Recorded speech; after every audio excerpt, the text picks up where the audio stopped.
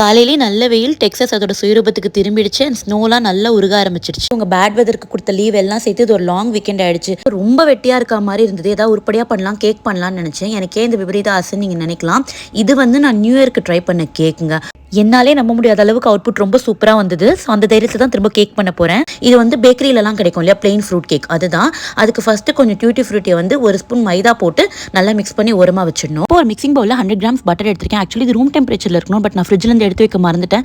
நானும் அது கூட போராடி பார்க்குறேன், அதுவும் அசர்ற மாதிரி தெரியல. ஒரு வழியாக போராடி அது ஒரு ஃபார்முக்கு கொண்டு வந்துட்டேன். இப்போ அது கூட ஒரு 1/2 கப் பவுடர் சுகர் சேர்த்துக்கிறேன். இது கூட நம்மளால திரும்ப போராட முடியாதுடா சாமி, எட்ற ஆயுதத்தைன்னு எலக்ட்ரிக் பீட்டரை எடுத்து நல்லா பீட் பண்ணிட்டு இது கூடவே 2 முட்டை 1 by 1 சேர்த்துக்கணும். இது கூடவே சலிச்சு வச்ச 1/2 cup maida, 1/2 teaspoon baking powder and already நம்ம மிக்ஸ் பண்ணி வச்சோம் இல்லையா அந்த டியூட்டி ஃப்ரூட்டி, ஒரு 1/2 டீஸ்பூன் வெனிலா எசன்ஸ் எல்லாம் சேர்த்து மிக்ஸ் பண்ணி ஆல்ரெடி பட்டர் அண்ட் மைதா போட்டு டஸ்ட் பண்ண ஒரு கேக் டின்ல ட்ரான்ஸ்ஃபர் பண்ணிக்கணும். இப்போ இது அவன்ல 350 டிகிரிஸ்ல 40 மினிட்ஸ் பேக் பண்ணி எடுத்தா சூப்பரான ட்ரை ஃப்ரூட் கேக் ரெடி.